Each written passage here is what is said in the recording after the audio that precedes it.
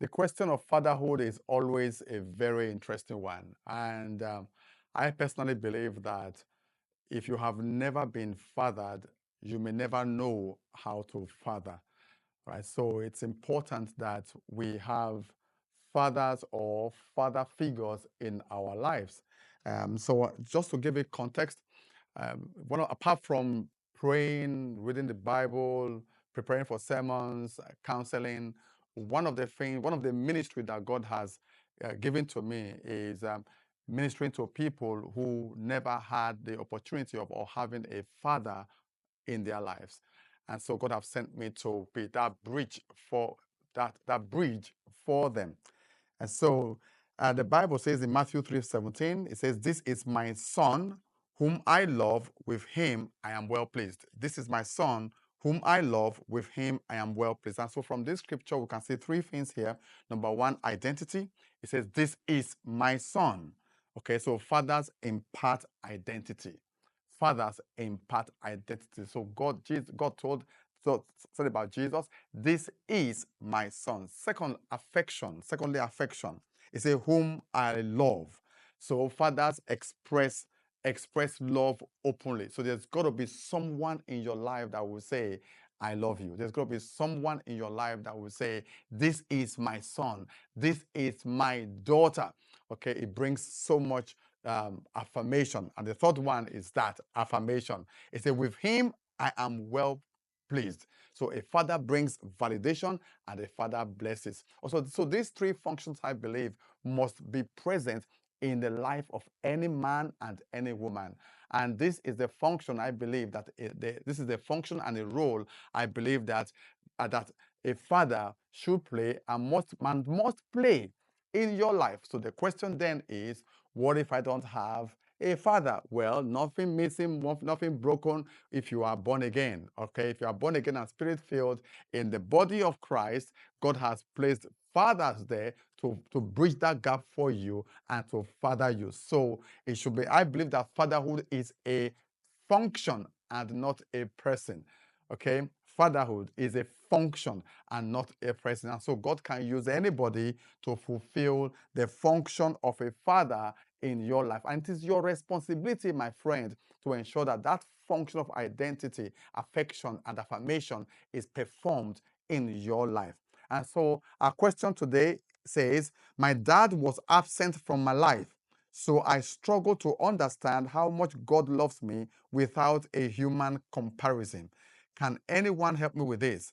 My dad was absent from my life, and so I struggle to understand how much God loves me without human comparison." The honest fact is this: no man, no man can express to you the love of the Father, because the love of the Father is on a different level. Only the Holy Spirit can express the love of the Father to us. Does that make sense? Only the Holy Spirit. You cannot compare the love of a man, all right, whether if you have a natural father or not. Okay, so nothing is missing in your life in that area, to the love of God. All right, nothing can adequately on earth express the love of God for us. You know, so for Bible says, "For God so loved the world that he gave his only begotten son, that whosoever we believe in him will not die but have eternal life." That is God for you. He gave his only begotten son. And secondly, the issue of grace. You know what? God loves you for who you are. So what should you do with this information? You just have to come to the place of acceptance. Accept that God loves you, period. And you don't need to compare the love of God to the love of man. God loves you, period. Whether you have a father or not, or whether you have a natural father or not, whether you have a spiritual father or not, the love of God trumps them all. God loves you, period. But I do understand where you are coming from, because if there is no natural father in your life, yes, you may struggle with certain things. For example, if you are a woman, you may struggle and you have never been fathered. You may not even allow your husband father your children, because you don't even have an understanding of what that function is all about. And so my answer to you is that find a spiritual father in the body of Christ who will love you enough to show you to show you affection and affirmation. All right. And then so of course you can always draw identity as well. Okay, so that will express identity. Okay, and I'll tell you about identity. Okay, so I am 59 years old as at the time of this recording, and I lost my dad just about last year. Last year, as at the time of this recording, this is June 2025, and I lost my father in October 2024.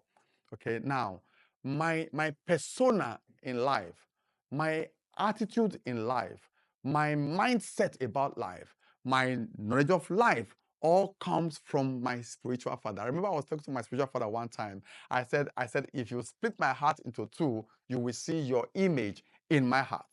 And so that's because I have worked with him for so long, and he's taught me so much that I actually picked up certain things from him more so than my natural father. So you can draw identity from a spiritual father. You can then draw affirmation from a spiritual father and draw affection from a spiritual father. So listen, nothing is missing in your life.